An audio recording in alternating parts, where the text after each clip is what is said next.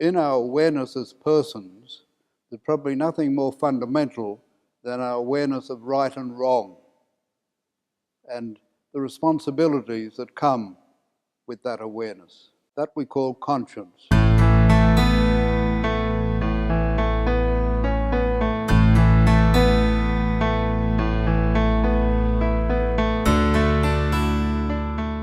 This is a universal experience. All the cultures of the world have that same awareness. The sense of responsibility, sense of right and wrong, sense that a person can be a good person or a bad, evil person, the duties that come with being a person, our relationship with others. This is something that's taken for granted in the whole human family. The rules of right and wrong, we don't make up. We find them. We look for them. We have to learn them. We don't make them. They're there, and we're seeking to find them and to understand them. And we're challenged by them. As we come to grips with the issues of life, we realize the principles and the values and standards that are there, and we're challenged to measure up to those standards. Many cultures have the same metaphor to describe conscience. The conscience is like a divine voice in the depths of our being, as if somehow there's a call, a deep call in the depths of our being, making us aware of our responsibilities, make us aware of what is right and wrong. This is a very important question today. The world is in a moment of transformation and change which probably has never occurred before. All the cultures of the world are being transformed, being affected by this change.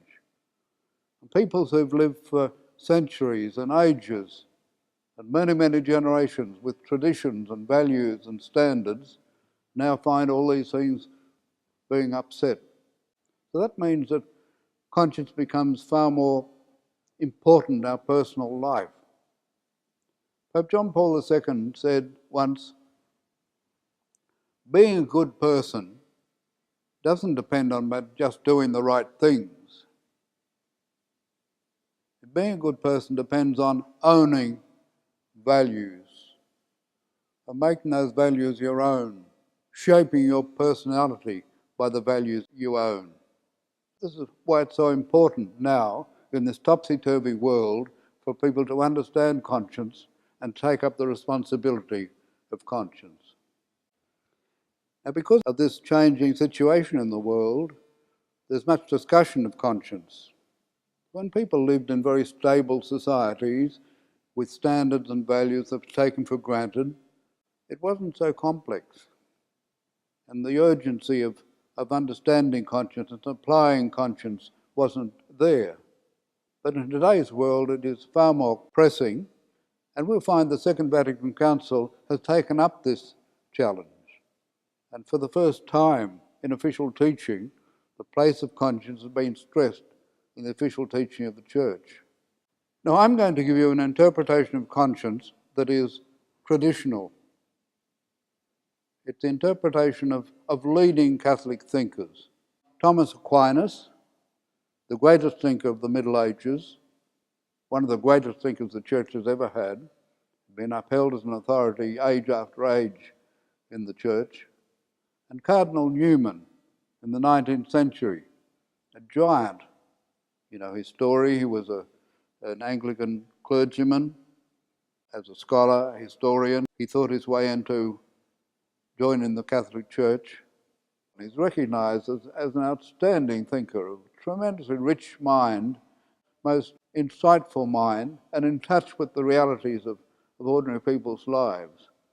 These two great thinkers agree quite clearly in the essentials of what conscience is, and I want to explain that for you so that we can understand what precisely conscience should be in our lives. Both of these thinkers avoid two extreme positions. One of them is very common. Perhaps you have it. The idea that conscience is like a blueprint that we all have, And if we're honest and look into our hearts when we're contemplating some action, we'll know whether it's right or wrong. Both of these thinkers say there's no complete blueprint. The other extreme, far more common today, is that conscience is so personal. My own personhood. No one could quite understand who I am and where I am in my life. When I make my judgment of conscience, no one can really evaluate it. The decision I make is really so personal that it's unique to me. They're both very different views, at one extreme as it were, and one at the other extreme, and they avoid both of these. Now, for both of these thinkers, conscience is a very complex process, arrives at a judgment about this action that I'm thinking of doing. Let's trace through the stages of that complex process, then we'll look at those different stages in more detail. They say conscience begins in an awareness of very general principles of right and wrong, of good and evil. These principles, they say, are self-evident. If we really understand what's involved, they impose themselves on any person in their right mind. But these principles are very few and very general. The next stage is what St. Thomas calls moral science. Could be a misleading term because it sounds as if it's the work of academics. What he means is a reflective understanding that applies these general principles to the complexity of life, how complex life is. Scarcely any two actions that people do are exactly the same. Their circumstances are different, their background is different, and all that they bring to the action is different. And this moral science begins in tribal societies. They apply these general principles, as we'll see. As human cultures develop, they become more sophisticated, far more critical, far more carefully worked out. From that application comes the final act of the process of conscience, making a judgment. This particular action that I'm thinking of performing, or this attitude that I have, and I wonder whether it's right or wrong, I make a judgment as to whether it is right or wrong. Having begun with the most general principles and applied it to the complexity of life, we arrive at a judgment about that particular action. And then a person acts. When the person acts, whether they are a good person or a bad person in this particular action depends upon whether they followed the judgment of conscience or disregarded it, whether they acted according to their lights. A person may act according to the judgment in all sincerity. There's nothing immoral about that action. The judgment of conscience means set up as a standard, a measure against which I must stand, and then I disregard it and act against that judgment, then that is an immoral act. So there's a process of conscience in general. Let's now look at the various stages of that and spell out the details of it.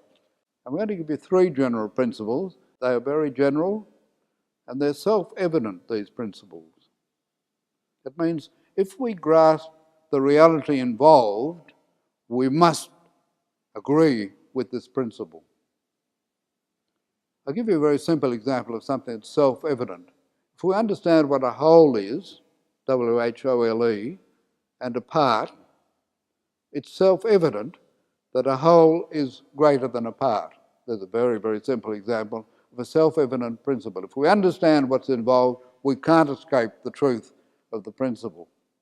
So let's look at the three principles that cover the whole moral field that are self-evident.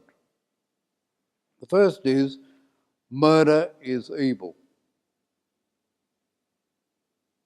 If we grasp the reality of murder, the taking of the life of a fellow human being for some satisfaction or some selfish advantage, we recoil in horror. We know it is evil. We know it's destructive not only of the person, but of the one who performs that act. It's self-evident. The next principle, the principle of fairness, justice. To live as human beings, we need to have relationships with one another. We're dependent upon those relationships. If there's no trust in our relationships, life can become a crazy nightmare. And when some societies slip into that frame of mind, life is a nightmare for people. We recognise that in our dealings with one another, we should deal fairly.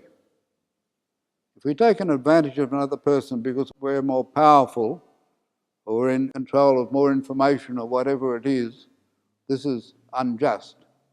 It is against this basic principle.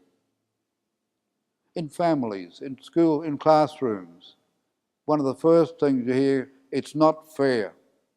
So already children are recognising this principle of fairness, of justice, of dealing with one another always according to a fair, equal standing.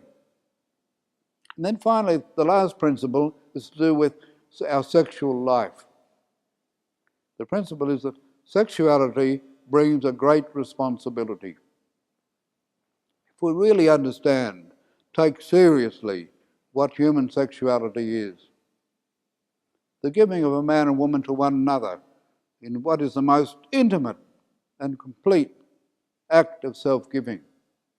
It's such a sacred thing. People come together and share their lives at a level that has no compare. Anyone who understands what human sexuality is knows that it involves a great responsibility. So there we have three principles that are self-evident. If we really understand what's involved, we know that we're confronted with right and wrong. Now let's look at moral science, applying these principles. Those principles I've given you are very, very general, and they have to be applied. Take the first one, murder is an evil. We all accept that principle, but where do you draw the line between a lawful taking of a life and an unlawful taking of a life? Is it ever lawful to take the life of another human being? In self-defense, for example, if I'm going to be killed, if I don't defend myself, eliminate the other person, am I able to respond? In warfare, is warfare lawful? Modern warfare has evolved and it's reaching a point where many people hesitate to accept the responsibility of even participating in modern warfare. Total war, no rules, disregard of rules, obliterating whole populations, those sort of things. Here we're meeting very complex questions. Modern medical procedures. Now we have procedures where life can be sustained and continued. Is it wrong to withdraw that extraordinary means of support for the life? Then capital punishment. Even within our Catholic tradition, there's been a shift. When the first edition of the Catechism of the Catholic Church was published, many people weren't happy. It permitted capital punishment. It saw it was lawful in certain circumstances. In a later edition, this was greatly modified. Human sexuality, how complex, the situations of people. When we recognise the responsibility, the great responsibility and the great benefits and values of human sexuality, to accept that principle, then apply it to all the complexity of human life, here we enter into a great field. And the question of justice, I'll give you an example. Say I have a car, and there's something wrong with this car. Once I reach 80 or 90 k, it gets a vibration.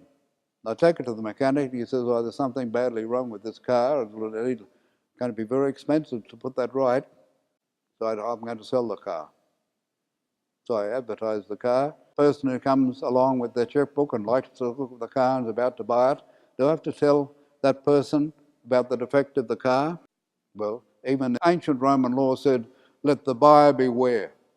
If I prevent him from testing the car, I'd be taking unfair advantage of him. What about the complexity of commercial life today? There are whole departments of universities studying company law. We hear of court cases that go on for months. We enter in a tremendously complex field. So obviously the question of moral science, the application, which begins, as I said, in tribal societies. All tribal societies have laws about homicide, justice, and marital and sexual life. All societies, because these basic principles demand that directives and laws be made. But then the application becomes extremely complex. Notice also, as we to consider this judgment of conscience, most people associate conscience with something that confronts us after we've acted. We feel guilty. The guilt and uneasiness we feel after having acted. But if you followed my analysis, the essential judgment of conscience precedes the action. If I have acted against my conscience, then it's not surprising that afterwards there is remorse and unhappiness and discomfort. If I've acted according to my conscience, then this mood after will be different. Also, another important thing to recognize about this judgment of conscience is not only whether an action is right or wrong, but how seriously right or wrong is it?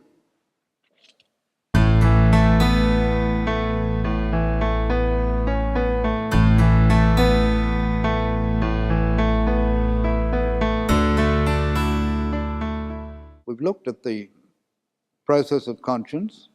We looked at the three phases of the process, the self-evident principles, moral science applying the principles, and then the judgment of conscience.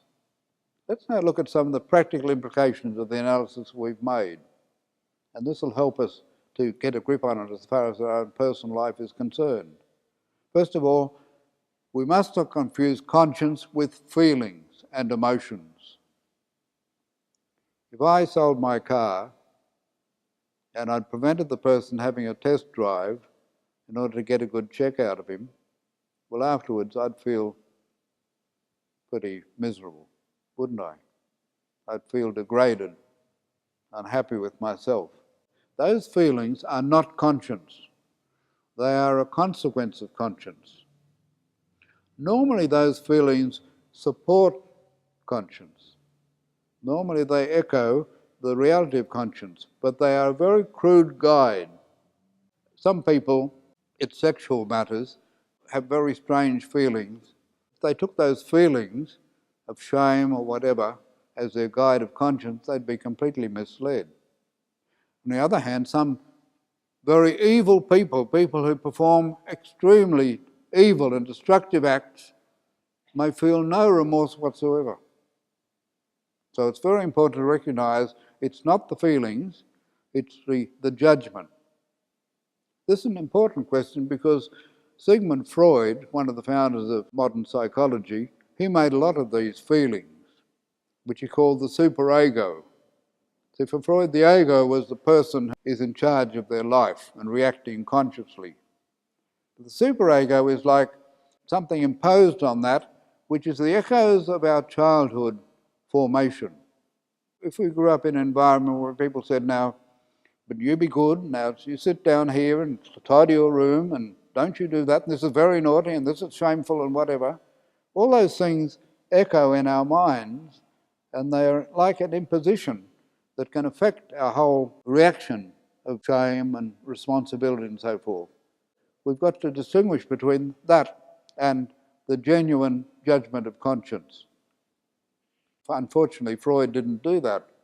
So he tried to solve people's problems at the emotional level, whereas the emotional level really presupposes that other level of understanding, rationality, which makes us out the human beings that we are. Another very practical thing, as far as your own life of conscience is conscience is about the good, not about wrong things. Though again, in popular understanding, the whole emphasis is upon wrong things, isn't it? If our conscience life is merely avoiding committing sins, we're only babies morally. We don't grow. We don't get very far. Think about our basic principles. They're really about goods, values that are important. And if we embrace those values that lay behind those principles, then we grow. There's the real development of conscience, that we embrace the values that underlie those basic principles. Murder is evil. Why? Because life is so precious. So a person who really has accepted the value of human life is respectful of human life at every stage. As we embrace those values, we grow. Our whole moral stature develops.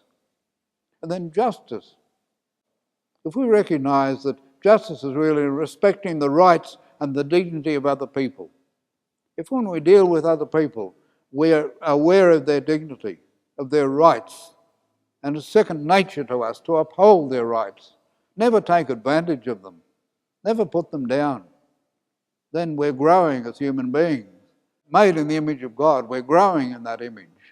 And then in human sexuality, all the wonderful blessings that come from a wholesome family and sexual life. Now, some people are uneasy about all this talk of conscience. And I've had someone, once when I was giving this talk, say, well, that's all right talking about conscience, but does God's law bind us or not? But what he's saying is God's law comes to us through conscience. It's through conscience, through that judgment we make, that each person has to make, that we have access to God's law. We don't have any special revelation. We have to listen to the authorities, those who are the bearers of truth and wisdom and value in our society, in our life, in our church. We have to follow these things. But in the end, it is through the judgment of conscience that these things will come to us. Remember, we'll be judged according to our lights. In the end, as a person makes their judgment of conscience, they are alone in a certain sense. All the truth that God's given us and all accessible to us, all comes to us through conscience. This is an important thing because in past ages, paternalism was very common in human societies. Paternalism is authorities taking over the judgment of people. It's quite right to take over the judgment of a child. A good parent really is there and participates in the little judgments being made by the child as they're being formed in their character. But a mature human being has to make their own judgments. Cardinal Newman agrees with what I've just said. There's a passage from his letter. He, first of all, discusses wrong ideas of conscience. For example, he says, conscience is not a long-sighted selfishness. It's not a desire to be consistent. Then he goes on to point out how conscience always puts us in the presence of God in a certain sense, for all people. Conscience is a messenger from Him who both in nature and in grace speaks to us behind a veil. In other words, the truth that challenges us, the truth that we meet in conscience, is God's truth.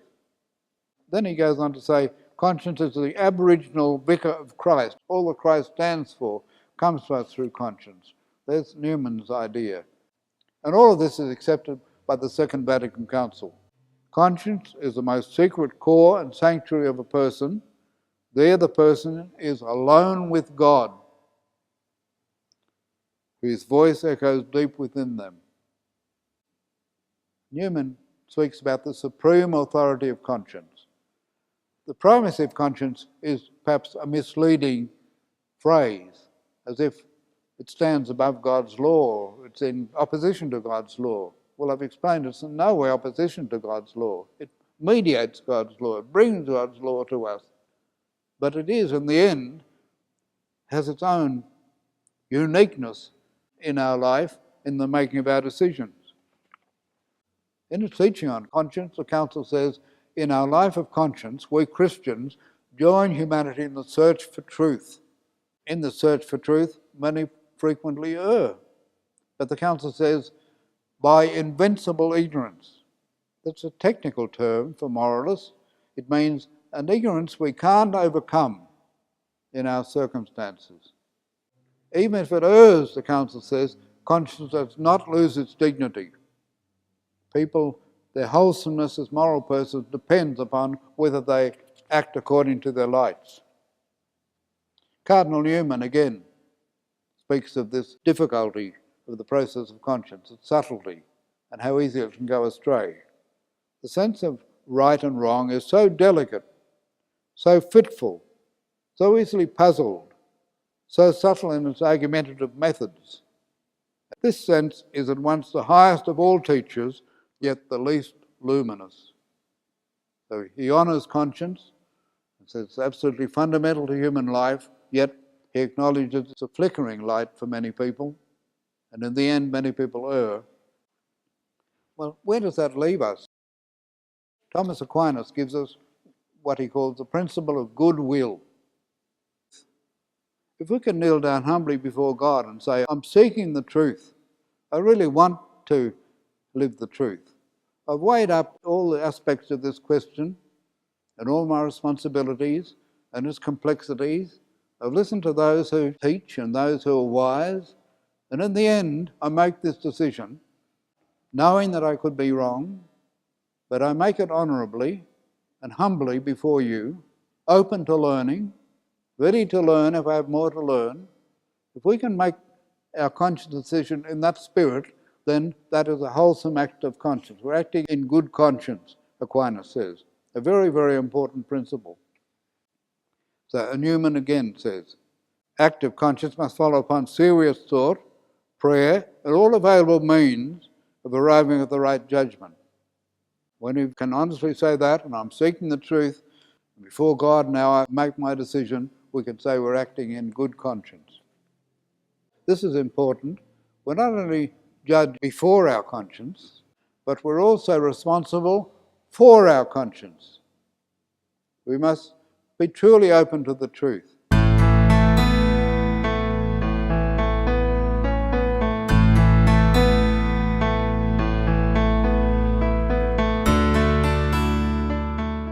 Let's now look at some of the factors that disturb conscience. To understand our own conscious life, we should be aware of the things that disturb conscience.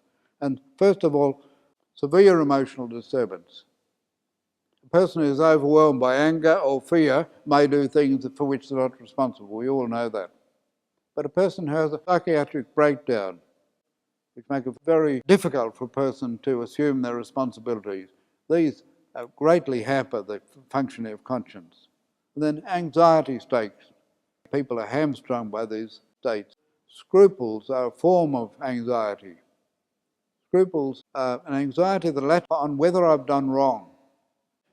Far more practical for most of us is subtle emotional disturbance. Most of us probably have had a bump in the car at some time. And as we're driving home, we prepare our story. There are terrible drivers on the road. If only that person hadn't come out so quickly, whatever. I find it hard not to be a bit biased, not put a spin on things. Or rationalisation. If we're in a privileged position, we tend to see things in a way which will maintain our privilege. We will all have these kinds of pressures in making our conscious decisions, but it's realistic, it's human. We'll all have those kinds of pressures. Yet if we can honestly make that decision of goodwill, all is well.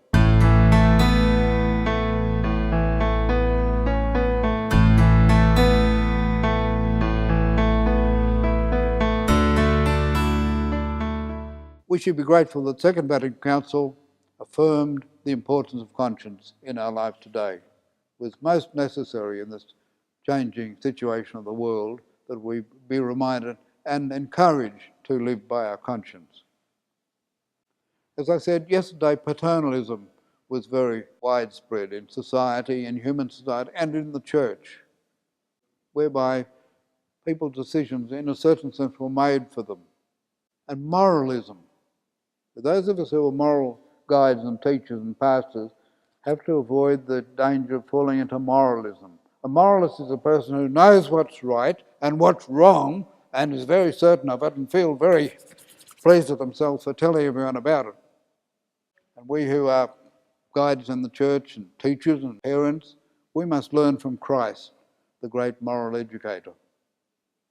Christ balanced a real concern, an openness, a supportiveness for people in their frailty, and the announcing of all the values that are God's values. He kept those two together.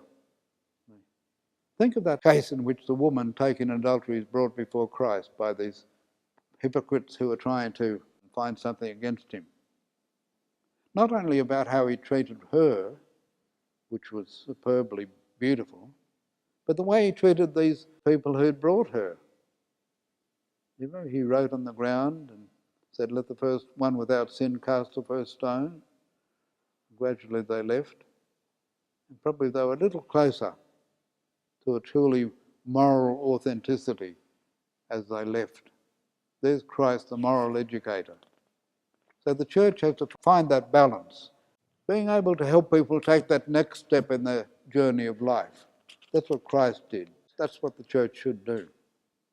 So the church has to avoid a moralistic stance that shows no understanding of the difficulties and challenges of people, and then a false compassion that doesn't really challenge people with the full truth of God's teaching and the church's teaching.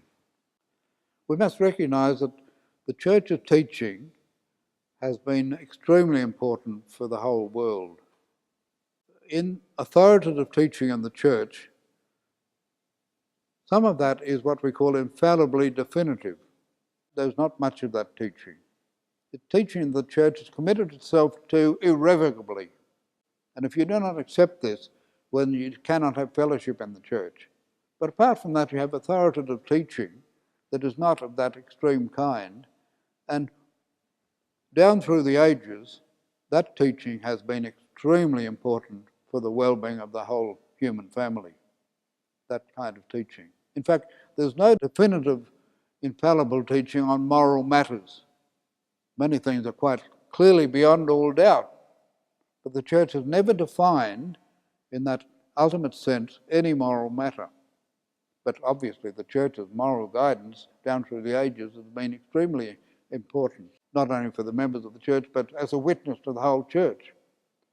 To find the truth and find this balance, we must have the Spirit of Christ. Only those who have the Spirit of Christ can teach in a way that leads people along the way of life. And only those who have the Spirit of Christ can hear the teaching of the church and find their way forward. I suppose a beautiful way to think of this, as we live our lives, listen to the church, let's hear the voice of Christ beyond the faltering voices of people like ourselves who are giving guidance. The pastors, the teachers in the church giving guidance, we have faltering voices. If you listen with the Spirit of Christ, beyond that you'll hear Christ's voice. Let Christ's voice be your guide.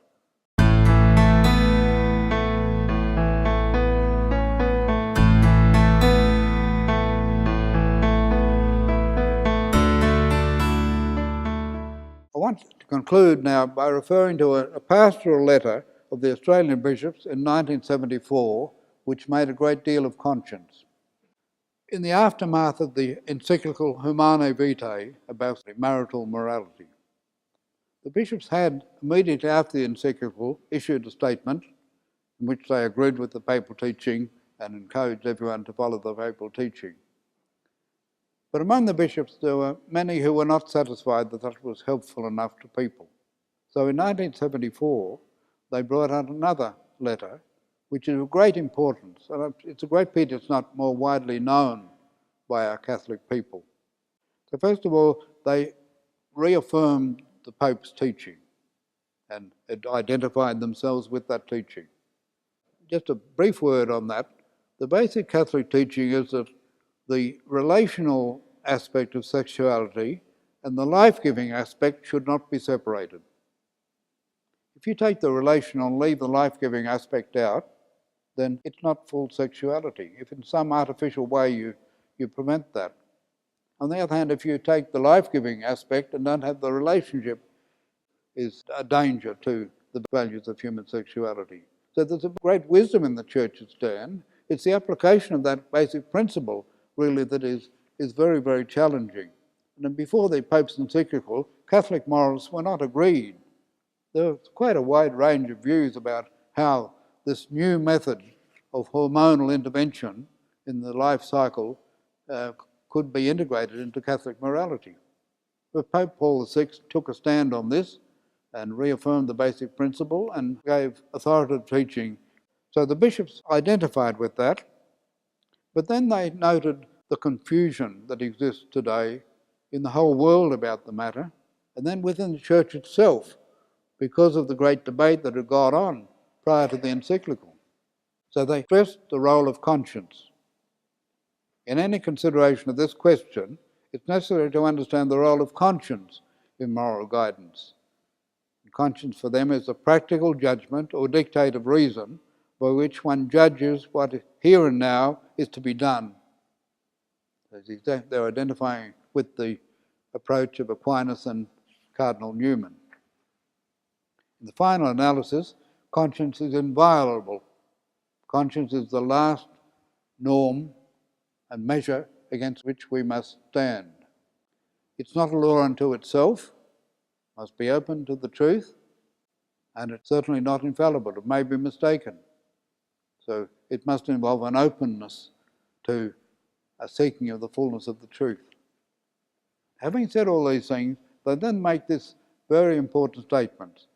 It's not impossible, however, that an individual may fully accept the teaching authority of the Pope in general, may be aware of his teaching in this matter, yet reach a position after honest study and prayer that is at variance with the papal teaching. Such a person could be without blame. They would certainly not have cut themselves off from the Church. Many people thought that if they didn't follow the encyclical, they had cut themselves off from the Catholic Church. They were hypocritical coming to church. Well, the bishops say it's a tragic error. They've not cut themselves off from the Church. And acting in accordance with their conscience, they could be without any subjective fault. So the very clear statement, applying the principles that we've been discussing to this very important question of marital morality. Let's conclude with Cardinal Newman. Cardinal Newman, notice, he gives some examples here of people acting against papal teaching. They're not exactly the sort of teaching that Pope Paul gave, but the principle is the same. So let me read it for you. It seems that there are extreme cases in which conscience may come into collision with the word of the Pope and is to be followed in spite of that word. Was St. Peter infallible on the occasion at Antioch when St. Paul withstood him? There was a dispute between Peter and Paul. Peter had been eating with the Gentiles and not observing the Jewish practices of purity and diet and so forth. When some people criticised him for it, he discontinued that, and Paul challenged him. Clearly, Paul could withstand Peter, the first leader of the apostles. Pope Sixtus V blessed the Spanish Armada that was leaving to invade England in the name of Spain. Newman said clearly no Englishman would be agreeing with the Pope on that one. And then the Pope Urban VIII, who persecuted Galileo. Newman, he said, no Catholic ever pretended these popes were infallible in these acts. And he goes on to say, infallibility alone can block the exercise of conscience. Only an infallible teaching of the Pope, which puts some question absolutely beyond all doubt, can remove any possibility of dissenting in conscience. Newman's often been quoted with the words at the end of his letter to the Duke of Norfolk. It's a rather light-hearted way of summing up what he said, that conscience in the end has the supreme authority in our moral life in the way in which we've explained. So this is his light-hearted way of ending his letter. If I were obliged to bring religion into after-dinner toasts, which indeed does not seem to quite the thing, I shall drink to the Pope, if you please, till to conscience first and the Pope afterwards. So it's a very important question, a question that, because of the changing world, has become far more practically important in our Catholic life, and we should be grateful that the Second Vatican Council has given us a very strong and clear lead with regard to the importance of conscience in our lives.